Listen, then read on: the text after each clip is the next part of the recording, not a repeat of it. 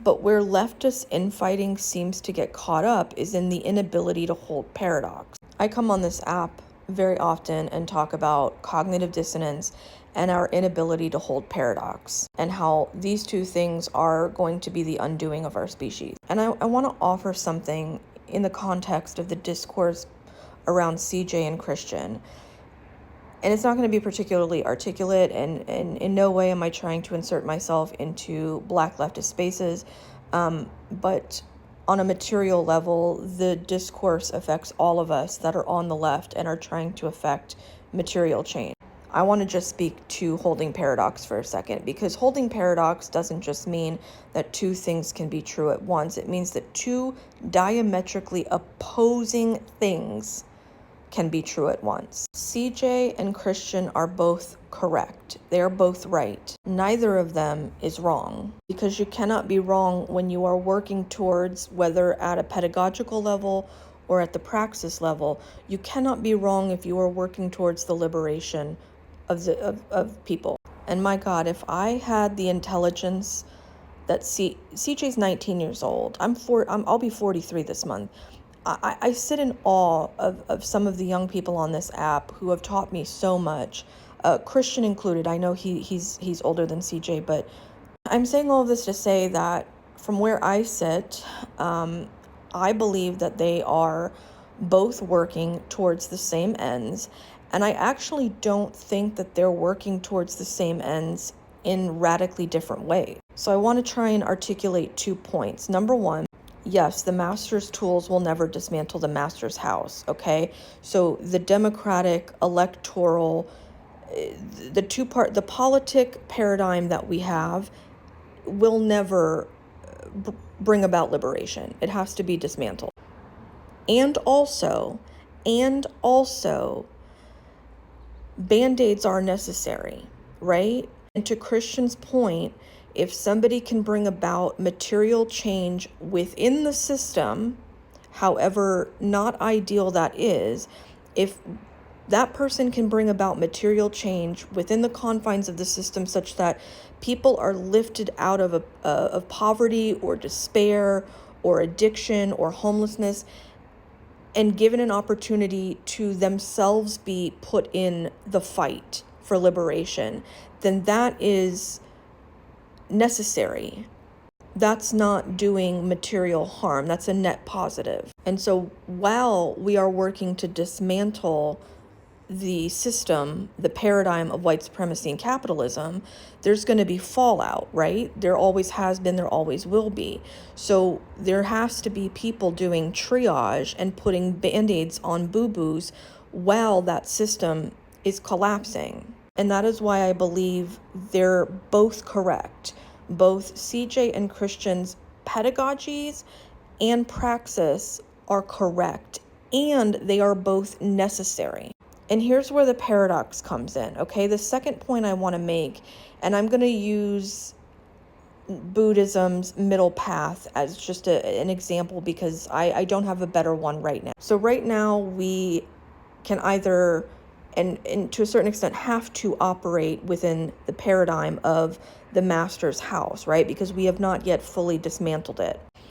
But there are those of us that want to fully dismantle it, burn it to the ground, remake reality, right? In service of liberation. And the leftist infighting always sets these two things at odds. And it's not lost on me that they are at odds. Again, stay with me. This is where holding paradox comes in, right?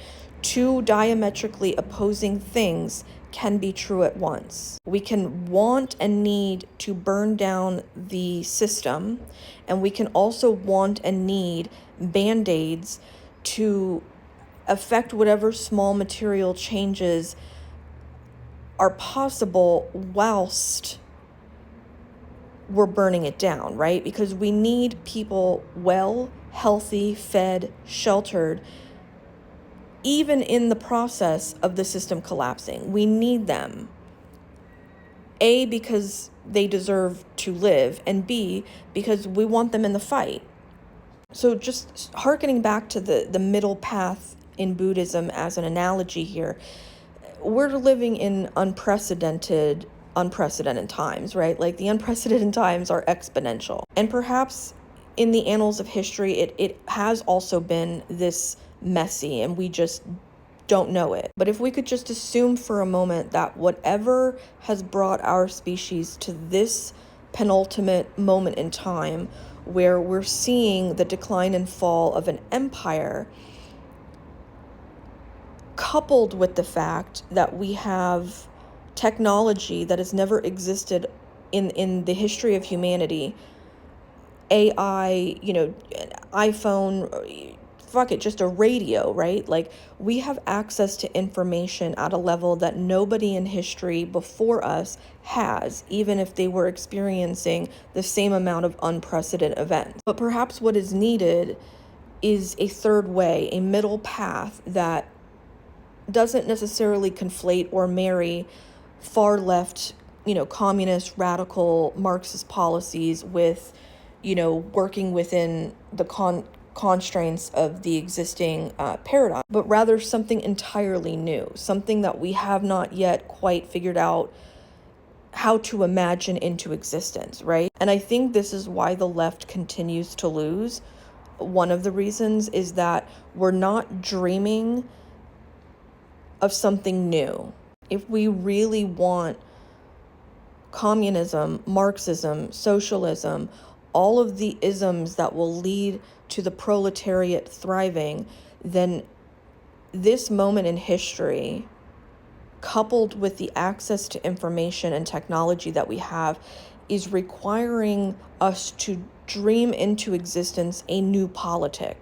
Is there a pedagogy and a praxis that has not yet been imagined into existence that we're really close to potentially realizing? Something that is designed to serve this moment in time and this moment in time alone. Integrating the theory and practice of all great radicals that have come before us, all great leftists, Marxists, anarchists, black radicals, indigenous, and coalescing it into something that is specific to this paradigm.